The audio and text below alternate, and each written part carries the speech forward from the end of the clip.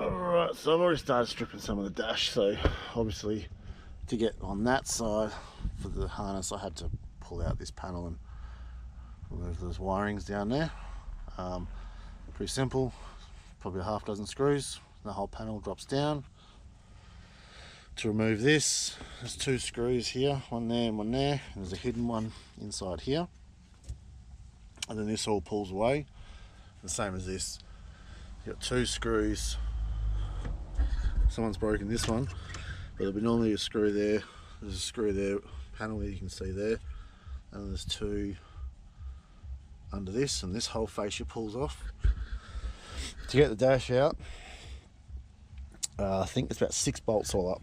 So you got one there, there's two inside there, and one on that side and one on that side obviously, and then there's two up inside these air vents, and that's all that's holding the dash in.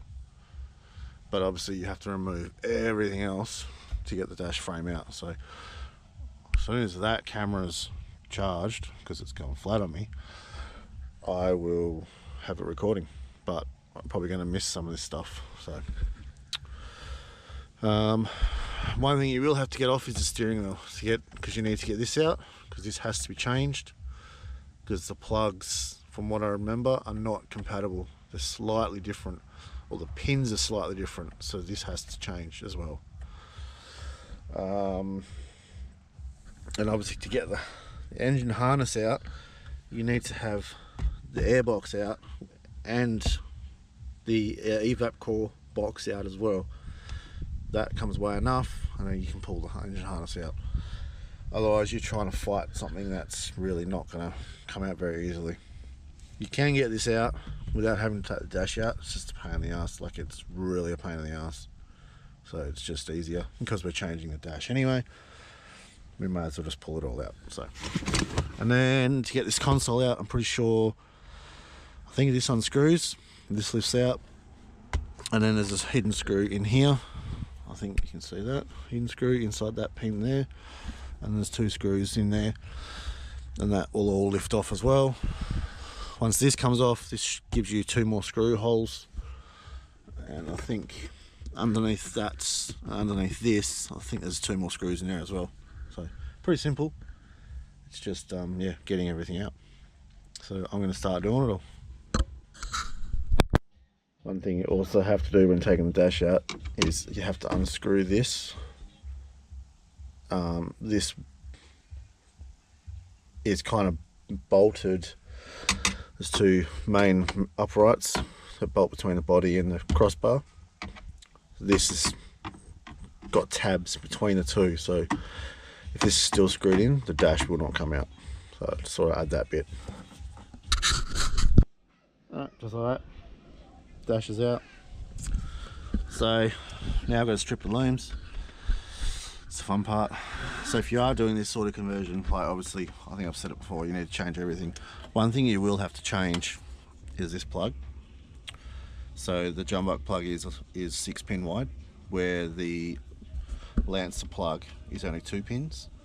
So you will need to cut this off and put on, if you want the central light, if you want that light up there to work on the door switch, you'll need to change this to the 2 pin plug, which is just either de-pinning it. I think you could de-pin it and change the pins, or just cut it off and put on the new plug. It's just as easy. All these brackets and that are still the same. Everything across here is still the same. You will have to change this one, because the Lancer one has the clock in here. I think you can pop that out actually, you can just change that. Yeah. So I will be unbolting those two, like I said, to get the harness out, and then I'll leave them out till I've put the other harness back in the car. The majority of the stuff is the same. This will have to come out, because this is different to the Lancer one, because it's the shape. So we'll change this as well, and then all these, yeah, all the harnesses and that will come out. Because we're keeping his old head in, I'll have to change all that over. The door switches will have to be changed, because the if we were using the Lancer door cards, we would put the whole harness through the car and it wouldn't matter at all. Because we're keeping these door cards, we'll have to change the pins to work, and then we're gonna have to rewire the back end of the car because obviously it's not all plug and play, so we have to change it all, which means you got to work out all your pin outs, wire it all in, get all the Lancer ones, wire it in, and then yeah, go from there. So it's not overly complicated. It's just, if you don't know much about wiring, it can be very complicated, but it's not overly, yeah, it's pretty easy. So I'm going to keep going, and soon I'll have most of the stuff stripped out. Alright, so all the wiring is pretty much back in the car. This has been swapped over to the Lancer one. Even though it doesn't have ABS, I have all this connected up. The power window stuff, so between the Mitsubishi and Proton, obviously it's different. It's two-door. I think I may have said this already. So you need to work out your pin outs. I need to change one of these plugs. I'm leading towards changing this one back to the Proton style because it's going to be a lot easier. There are extra wires here, so if you haven't already figured them out, I would, before you pull the cars apart, pin them out, work out what's what, because it does have this one, but this one's all built in central locking, power windows, electric mirrors and all that stuff, where I'm pretty sure some of it's built into this as well. So now on the Evos it has power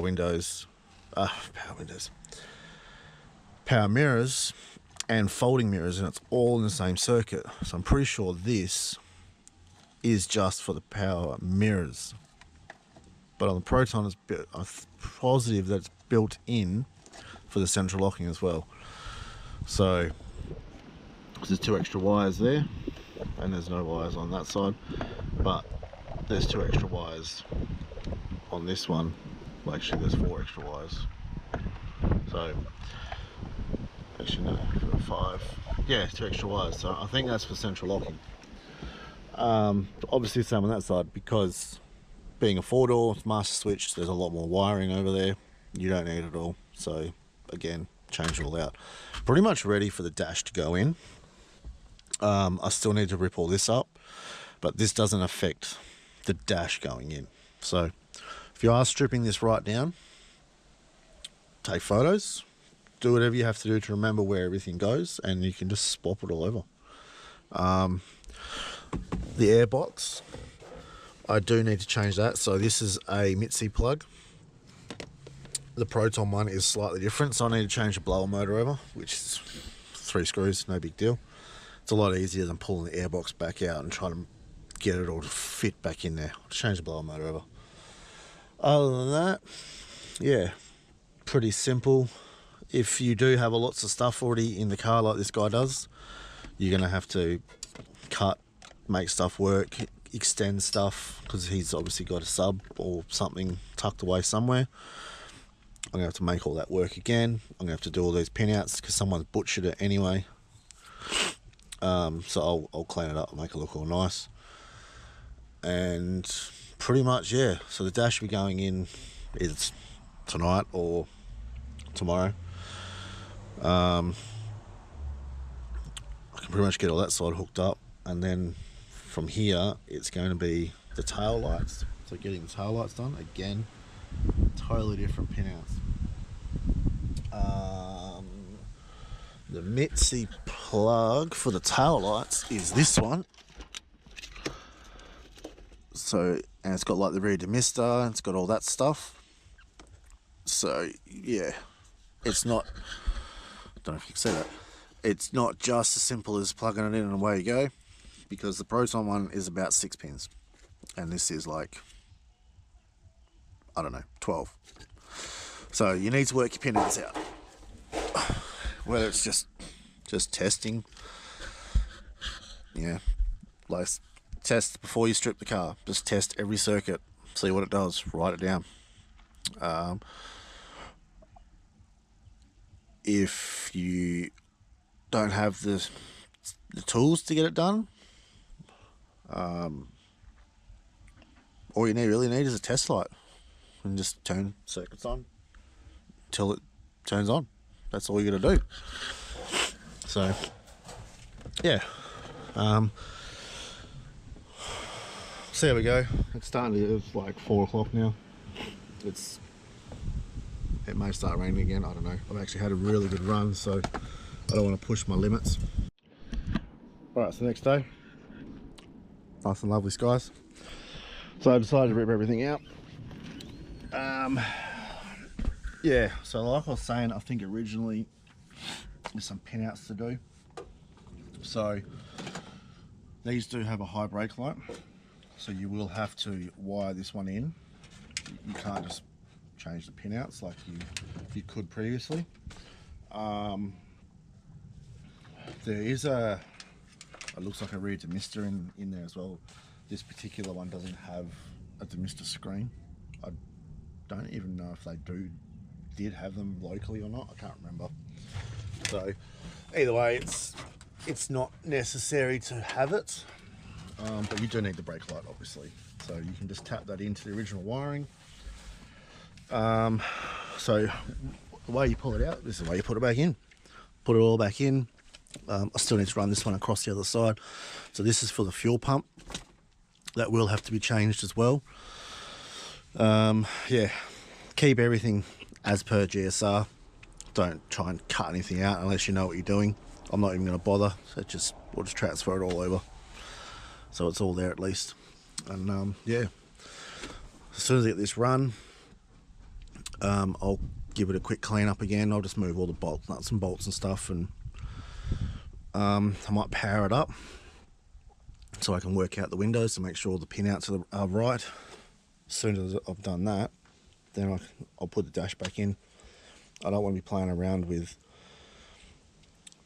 stuff without the dash in, but other stuff, like to do the electric mirrors and that, it needs to be in the car because that's part of the dash circuit. So that's next.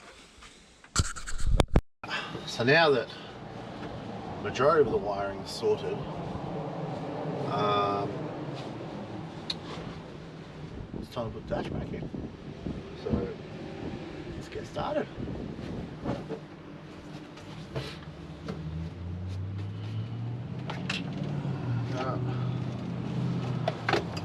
So you can see up here, there's a little thing, that's basically a locator. So you just basically want to get all that located. Pass the shifter.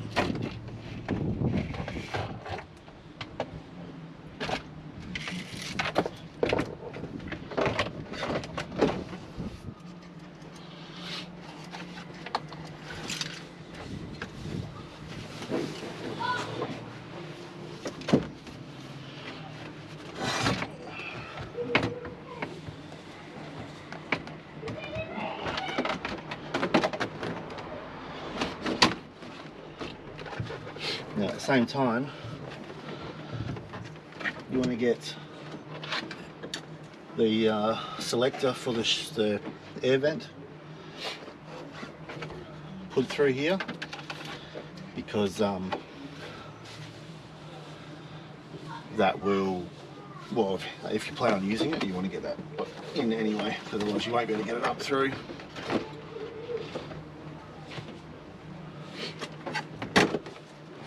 And then make sure your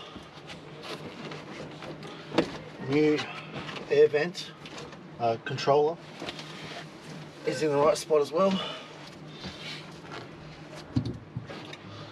and get all the speedo plugs passed back through as well.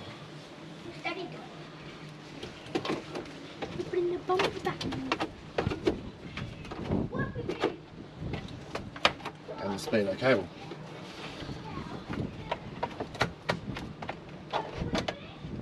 once they're in, then you can pretty much just get it in place.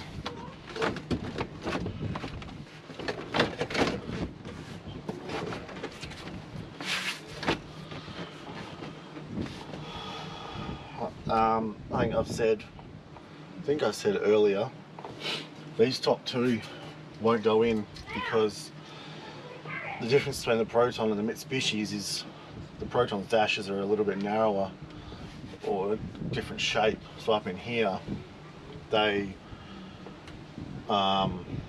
same bolts and everything, but the bracket's shorter. So yeah, if you want to go to that extent of changing it, you can, but then you've got to make sure it's all in the right spot. It turns into a big emission. But all the bottom ones will still be there, and like it will be solid. So it's pretty much how you take it, put it in. Basically the same thing, take it out. You got a bolt down there, bolt there, bolt in here, bolt in here, bolt there, and a bolt there. That's it. And then everything goes back together as it normally would.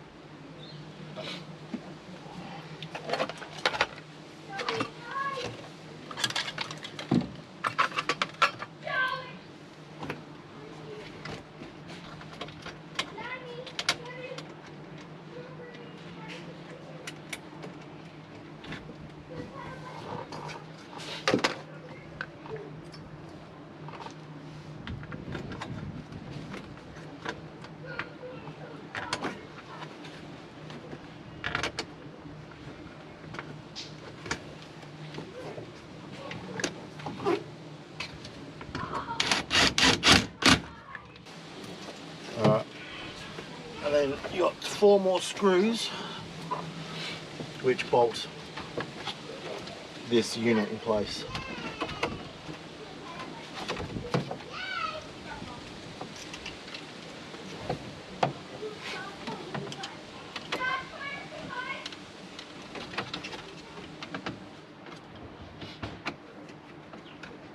Alright, so that's pretty much all your bolts, and you can see it's a little flimsy, but it's not bad for not having the 2 additional ones. Unless someone reefs on it, you're never going to have an issue with it. So, the speedo cable, it's got this special clip, so you need to pop the back one out before you can pop this one out. So I might get the camera on this side, see if I can really focus on it. So the best way, pull the cable out a little bit, but it slides in. I really don't know if you can see this. It slides in from the back, slides down, and then at the same time you need to pull it forward, and then it clicks in, and then it goes back. All right, that's how you get the cable. That's how you get that in, and then that slides in, and it locks into place in the dash. Easy. I really hope you've seen that. These, same deal. They just clip back in, and that's your speedo. Easy.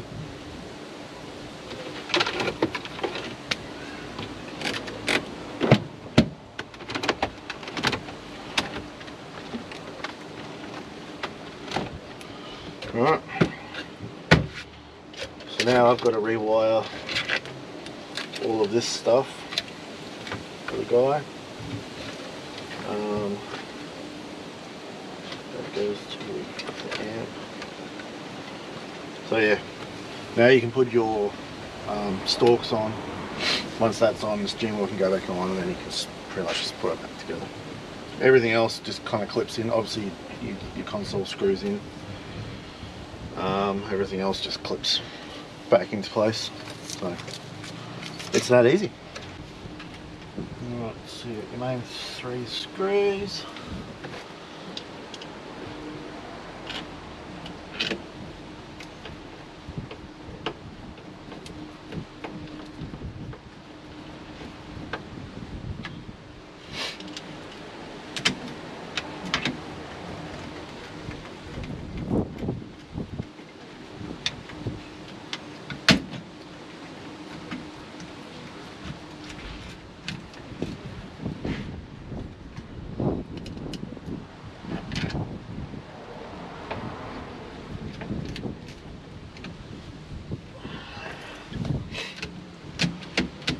Cool. Once that's on, you can pretty much bring all this back up, plug everything in.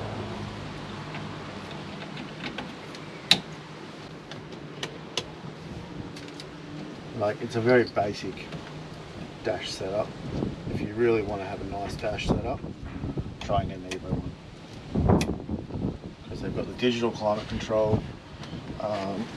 Still got the electric mirrors, electric windows, but they've got power fold mirrors, so you'll need the mirrors to come with the dash. Yeah, digital readout, and which is also the full climate control. So you have to change all your air boxes and airbox, your condenser, and the selector box, because obviously it's all digital. Or you at least need the motors, and then you can screw all the motors onto where they've got to go. I've seen people do that as well. It looks nicer. It's a heat nicer. It's a lot nicer. And the fact that you'll have the power fold mirrors and that, it's just a little perk. It's pretty cool. So, but that's it. That's your dash back in the car. Simple as that. So obviously everything lines up, so I'll close this door and I'll show you. It's all the same.